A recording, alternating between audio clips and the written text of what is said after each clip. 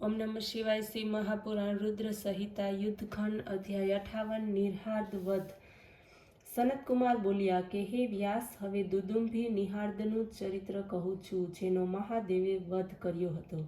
જ્યારે વિષ્ણુ દ્વારા દિતિનો મહાબલી પુત્ર હિરણ્યાક્ષ દૈત્ય મરાયો, તેથી દિતિને ઘણું જ દુઃખ થયું। ત્યારે દુદુંભી નિહાર્દે આવીને દિતિને ઘણું જ આશ્વાસન આપ્યું, તેમજ દેવતાઓનો પરાજય કેવી રીતે થાય એનો વિચાર કર્યો। એણે કહ્યું, આમાં બ્રાહ્મણો જ મૂળ કારણ છે। દુદુંભી નિહાર્દી બ્રાહ્મણોનો સંહાર કરવાની ઈચ્છા કરી, કારણ કે દેવતાઓનો તો ભોગી છે અને યોગ તો વેદોથી ઉત્પન્ન થયા છે, તથા બ્રાહ્મણ એનો આધાર છે। આ પ્રમાણે દેવતાઓને બ્રાહ્મણોનું બળ છે। સંપૂર્ણ વેદ તેમ ઇન્દ્રાદિ દેવતા બ્રાહ્મણોના આધારે જ બલિષ્ઠ છે। બ્રાહ્મણો નાશ પામશે તો વેદ આપોઆપ નાશ પામશે। યજ્ઞનો નાશ થતાં દેવતા ભોજન રહિત થશે, ત્યારે તેમને સાચે જ જીતી લેવાશે। દુદુંભી નિહાર્દે કાશીમાં આવીને બ્રાહ્મણોને મારવા લાગ્યો। જે બ્રાહ્મણો કુશ અને સમાધાઓ લેવા વનમાં જતા, તેમને આવીને નિહાર્દે આરોગી જતો। ક્યારેક તો જળચર બનતો માયાવી રૂપ દૈત્ય ક્યારેક પણ દેવતાઓની દ્રષ્ટિમાં આવતો ન હતો। દિવસે તો મુનિઓની માફક ધ્યાન લગાવીને મુનિઓના મધ્યમાં બેસી જતો, અને રાત્રિમાં બ્રાહ્મણોને પર્ણશાળાઓમાં પ્રવેશ કરીને નિર્જન જોઈને વાઘ રૂપ કરીને બ્રાહ્મણોને ફાડી ખાતો। આ રીતે તે દૃષ્ટ ઘણા બ્રાહ્મણોને મારી ખાધા।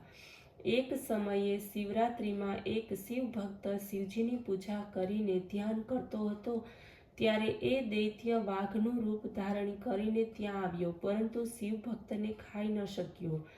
આવા દુષ્કૃત્યથી ભગવાન શંકર ગુસ્સે ભરાયા અને એને એના વધની ઈચ્છા કરી। પછી તો ભક્ત વત્સલ ભગવાન શંકર ભક્તના રક્ષણના હેતુથી બ્રાહ્મણ પૂજિત શિવજી લિંગથી ત્યાં જ પ્રગટ થયા। ત્યારે શિવજીને પ્રગટ થયેલા જોઈને તે દૈત્ય પોતાના સ્વરૂપને પર્વત જેવું મોટું બનાવી દીધું, પરંતુ શિવ તો એક મુષ્ટિક પ્રહારમાં જ એના જીવનનો અંત કરી દીધો। એને ભયાનક ચીસથી આકાશ વ્યાપ્ત થઈ ગયું। મુનિઓ જય જય શબ્દ બોલીને શિવની સ્તુતિ કરવા લાગ્યા।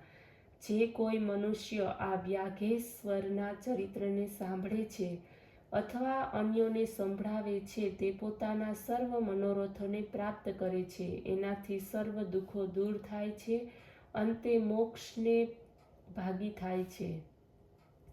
અધ્યાય 59 વિદલ અને ઉપદલનો વધ।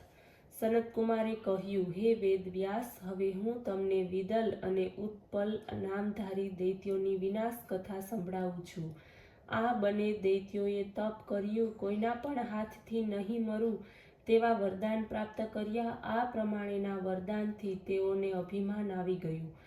પોતાની ભુજાઓના બળથી સમગ્ર બ્રહ્માંડને જીતીને પોતાના વશમાં કરી લીધું।